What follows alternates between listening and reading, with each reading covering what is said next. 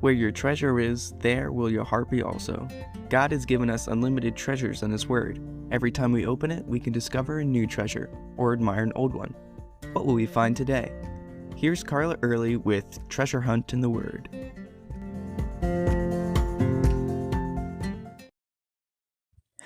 My adopted grandma lived in our neighborhood when I was growing up.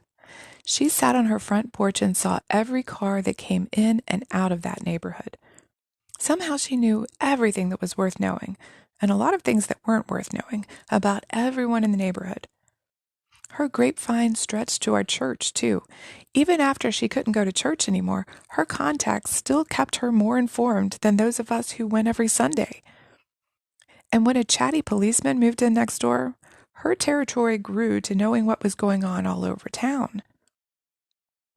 In John 1, John the Baptist had started preaching in Jewish territory. The Sanhedrin, much like my grandma, kept up with what was happening in the area. So when John the Baptist started drawing crowds, the Pharisees sent a group of priests and Levites to find out who this guy was. He wasn't operating within their accepted limits of religion. They may have known John's father Zechariah, and if they did, likely they knew of John's miraculous birth. But he hadn't learned in their schools or trained under their rabbis, and they certainly hadn't sanctioned him to go out in the wilderness and baptize people. Who did this guy think he was, anyway? So, unlike my grandma, this committee's questions were not out of curiosity or friendliness. They were a confrontation, a challenge, letting him know that he did not have the proper authority or credentials to be out there preaching. When the New Testament refers to the Jews, it doesn't usually mean people who are racially Jewish. The book of John uses this term 66 times, always referring to the leaders of the Jewish religion and their hierarchy. They were almost always hostile and enemies of the truth. But here they're cautious and not overly antagonistic because John the Baptist was very popular with the people. Besides, they were just asking the questions everyone else was thinking. Who is this guy? Well, John the Baptist knew the question that they were really asking. Are you the Messiah? So that's how he answered, quite emphatically, I am not the Christ. Well, if you're not the Messiah, are you Elijah? The prophets said Elijah would come first, but John said he wasn't. Elijah, if you remember, had not died. The prophets said he would return before the Messiah came in power and glory, but that's the second time he comes, not the first.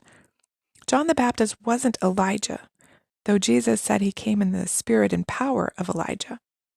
Next on their list, they asked, are you the prophet? They were referring to Deuteronomy 18, 15, and 18, where Moses prophesied, the Lord will raise up for you a prophet like me from your midst, from your brethren. Him you shall hear, and I will put my words in his mouth, and he shall speak to them all I command him. That's a prophecy about the Messiah, though they didn't realize it at the time. John the Baptist denied that he was that prophet. Well, the committee was out of options. We've got to have something to tell the Pharisees when we get back. Who are you, that we may give an answer to those who sent us? What do you say about yourself? Now, John could have given his pedigree of being a Levite, the son of Zechariah. He could have told about his miraculous birth and calling by God to be the forerunner of the Messiah. But he doesn't. He doesn't even mention his own name.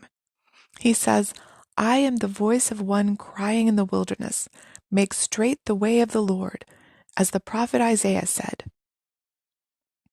We'll talk more tomorrow about John's answer, but do you see what John saw himself as?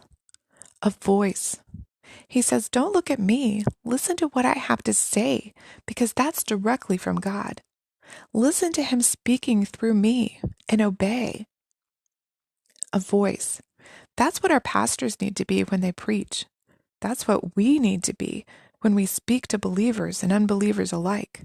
A voice saying God's words. When a friend is going through a rough time, ask God for words to help and comfort her. When you have to confront a child with a shortcoming, pray for God's words of wisdom for them. When you teach a Sunday school class, or even throw in your 2 cents about what's being said in your Sunday school class, consult the Lord as to how to say things His way. How else can you be a voice, the voice of God to those around you today? You can contact us at treasurehuntintheword@gmail.com. We'd love to hear the treasures God has given you through His Word. You can listen to other episodes at our website, which you can find in the description below. Thanks for listening, and remember, where your treasure is, there will your heart be also.